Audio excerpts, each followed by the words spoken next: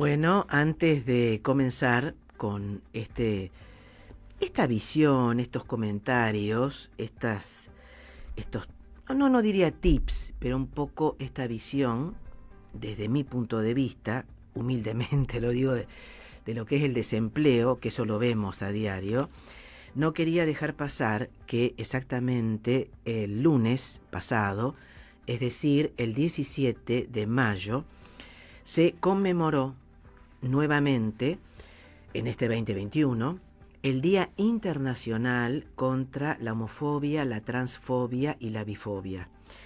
No es menor este tipo de conmemoraciones, mejor dicho, no son menores, porque tengamos en cuenta que todo esto surgió, y vamos a decirlo muy brevemente, surgió hace poco tiempo dentro de lo que son los tiempos históricos, ¿no? Exactamente un 17 de mayo de 1990, en donde se dejó de considerar dentro de la categoría, de las categorías de enfermedades mentales por la OMS, es decir, la Organización Mundial de la Salud, a la homosexualidad. Es tremendo. Uno lo escucha en estos momentos y dice, diablos, cómo avanzó en poco tiempo, afortunadamente, la humanidad, exceptuando ciertos sectores que siguen peor que en el medioevo, ¿no? Estamos hablando de 1990, en donde recién no se la consideró como una enfermedad mental, que debía ser tratada como tal, en neuropsiquiátricos, institutos especiales, etcétera, etcétera, etcétera. Bueno, hay casos emblemáticos de estos, de estas purgas, de estas curas, entre comillas, brutales, bestiales, salvajes. Y por otro lado, las personas que padecían, entre comillas, por supuesto, de esta enfermedad, eran encarceladas. Sin ir más lejos, en la Inglaterra de la década de los 60, eran encarceladas. Tenemos el caso de escritores famosos, ¿no?, que han compuesto poemas encarcelados.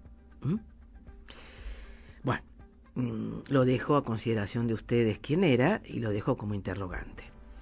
Bueno, más allá de esto, también tengo que decir que la Suprema Corte de Justicia de la Nación dictó un fallo referido a una localidad de la ciudad, muy cercana a la ciudad de Córdoba, como lo es Arroyito, que quizás no es muy conocida por nosotros, dentro de la provincia de Córdoba, obviamente, es un fallo de enorme importancia, porque es la concreción de una lucha de décadas en la cual participé activamente. Y quizás por eso también el segundo lapsus del día de hoy respecto a provincia, ciudad, etcétera, etcétera. La Corte Suprema avala una norma municipal de esa ciudad cordobesa, Arroyito, que prohíbe el trabajo en días domingo. No es menor, esto va a generar, por supuesto, ya ha generado enormes polémicas. Tratan de aplacarlas los empresarios del sector, ¿no? No he escuchado ninguna palabra del sindicato en cuestión, cosa que sí debería haberse pronunciado. Exactamente en el sindicato de empleados de comercio de la ciudad de Rosario, en el año 2000, a propuesta del que era dirigente en esos momentos, el señor Rubén Mario Ghioldi, y yo estaba como abogada conjuntamente con otras personas, por supuesto, abogados. Muchos comenzamos una campaña que fue dura, fue larga, incansable, pero que sabíamos que se iba a ganar, como es la lucha por el descanso dominical. Se padeció mucho, como en toda lucha sindical. esto ya son las reglas de juego que quienes transitamos durante años y años y no claudicamos en la legítima lucha de los trabajadores y de las trabajadoras mercantiles, y no claudicaremos nunca en esa lucha justa, legítima. Bueno, lo sabemos. El derecho al descanso, el derecho al ocio. Algunos van a decir cómo en estos momentos. Es que justamente en estos momentos ya están hablando los empleadores, ya se han manifestado, por supuesto, las cámaras de supermercadistas, en donde dicen que van a quedar miles de personas sin puestos de trabajo. Por supuesto, no va a ser tan así, porque si se hace una distribución equitativa de los horarios y no exceso de horas, como ser 12 horas, 13 horas, 14 horas, indudablemente que eso va a ir no solamente en beneficio del sector, pero fundamentalmente en beneficio de la salud psicofísica de los trabajadores y de las trabajadoras. En este caso, del sector comercio, que está muy castigado, ha sido muy castigado en Rosario y en la región. Tenemos los casos de ciertos supermercados, no de las grandes cadenas de supermercados, pero de hecho han suspendido y han despedido a muchas personas, a muchas trabajadoras, trabajadores, firmando acuerdos que en la mayoría de los casos no son demasiado beneficiosos, pero bueno, es una forma de paliarlo. No obstante existir, como lo dije al comienzo del programa, las prórrogas, que de hecho van a estar hasta el 31 de mayo, presumo que desde el Ejecutivo se van a prorrogar, de prohibición de los despidos sin causa o invocando causas económicas, y lo mismo de las suspensiones por fuerza mayor. No obstante eso, han existido numerosísimos y existen numerosísimos casos de despidos. Tenemos otro ejemplo emblemático, tristemente emblemático, como el de Falabella, que todavía quienes transitamos por el centro y demás, centro de Rosario, vemos ya el 12 de junio, cierra definitivamente sus puertas, ha concertado distintos acuerdos con empleados y empleadas, trabajadores, trabajadoras de mayor antigüedad, y ha tomado en la mayoría de estos casos, por estos días, trabajadores eventuales. Falabella cierra sus puertas, pero continúa trabajando, como también el de otra cadena, pero de electrodomésticos, porque Falabella es un poco una cadena chilena, ya se sabe, con, por supuesto, distintas áreas, ¿no? Inclusive turismo. Tanto Garbarino, que también está continuando, pero así práctica, no voy a decir respirador artificial porque suena de muy mal gusto, y más en estos momentos de esta bestial ola de la denominada segunda ola de la pandemia, ¿no? Garbarino se va a dedicar sobre todo a lo que sería, según algunos trabajadores han conceptuado con muy buen criterio, como una especie de mercado libre. Es decir, y lo mismo ha dicho Falabella, es decir, el e-commerce, ¿no?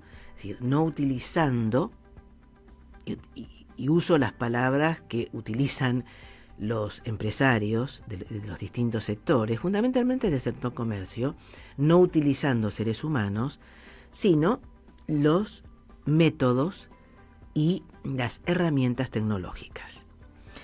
Ya desde hace años se veía, se vislumbraba entre quienes trabajamos desde hace años en el derecho laboral, en el derecho social en general, que algo de esto podía suceder. Considero que la pandemia les ha dado un pie muy fuerte, un empuje muy fuerte, para que en aras de esto, menores costos, etcétera, etcétera, etcétera, utilicen lo que ya venían pensando desde hace más de una década, mucho más de una década. Sí, la utilización de robots prácticamente. Por otro lado, las más perjudicadas, como lamentablemente suele suceder, son las mujeres.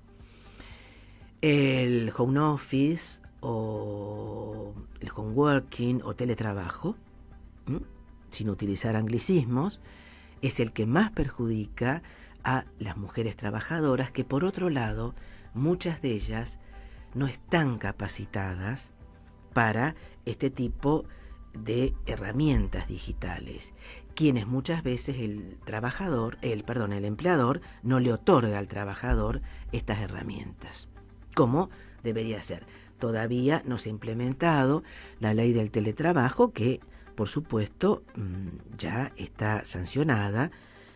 Así que bueno, estamos en una etapa de transición muy dura, muy fuerte. No solamente, reitero, para el sector comercio, ni hablar del sector gastronómico, en donde hay controles cero por parte del gremio, como en general ha sucedido casi siempre. Y no lo digo de una manera condescendiente, sino todo lo contrario. Lo digo con enorme indignación, ¿no? Donde hay una precariedad enorme, jornadas a veces extenuantes para algunos y muy cortas para otros. De hecho, con este cierre, que antes era hasta horas de la madrugada, 11 de la noche, ahora a las 7. Después están, por supuesto, los trabajos a puertas cerradas, ¿no?, de algunos trabajadores y trabajadoras, me refiero al sector gastronómico, ¿no?, con las aplicaciones y con el denominado reparto a domicilio o delivery, que también ya ha sido objeto en diversos programas de tratamiento por la precarización, la falta de regularización, es decir, un poquito esto de que es dinero quizás que se adquiere rápidamente, pero pérdida de derechos laborales, accidentes, enfermedades, infortunios y por otro lado, no derechos sociales, y menos aún de la seguridad social, porque los hacen figurar en la mayoría de los casos como monotributistas, es decir, no como trabajadores.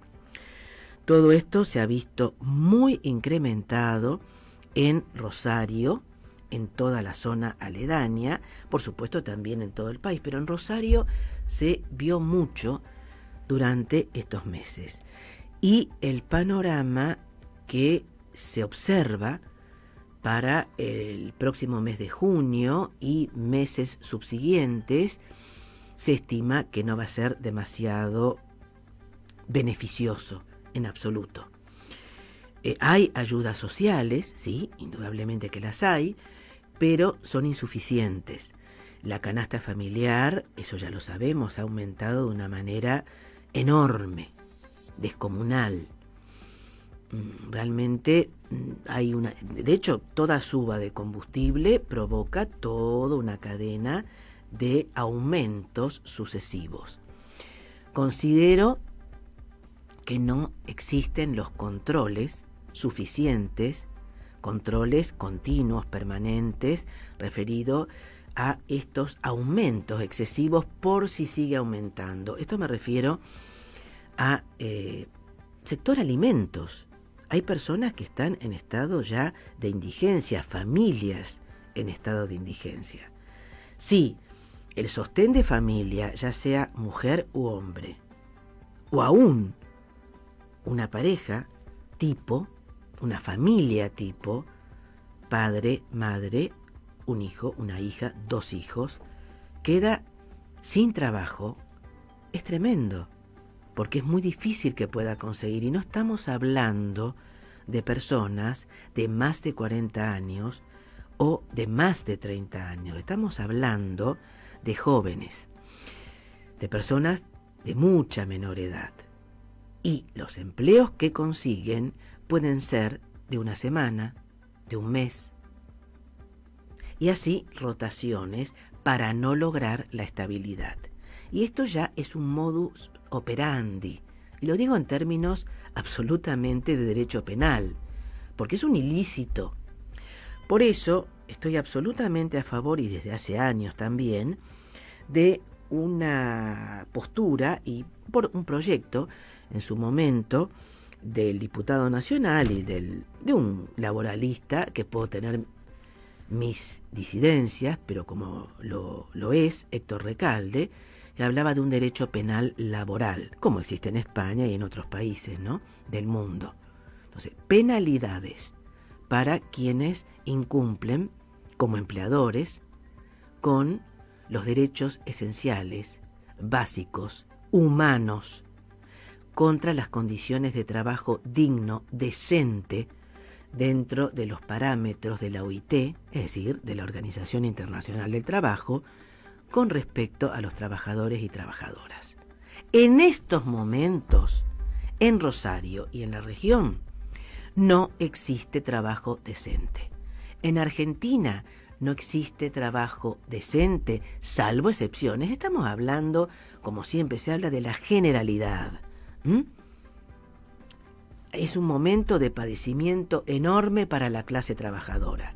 Y por otro lado, vemos que quienes deberían defenderlos de una manera constante, permanente y realmente a favor de los trabajadores no lo hacen. También hay excepciones. ¿Y quiénes son ellos? Los sindicatos de las diferentes ramas de la producción. Sí, está bien, puede haber un convenio, algunos esporádicos pedidos frente al gobierno como para quedar bien, digamos, pero no existe una acción sindical que no necesariamente tiene que ir a una huelga y demás, a través de redes sociales, campañas. No existen sindicatos dignos en estos momentos y realmente defensores de quienes dicen defender, pero cobran las cuotas sindicales, como son los sindicatos.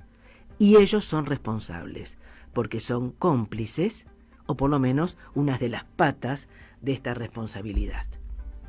Por lo tanto, exhorto a que tengan en consideración, sé que esto va a caer, por supuesto, en cabeza de nadie, pero menos dinero para los bolsillos de quienes se dicen sindicalistas y actúen como tales, señores.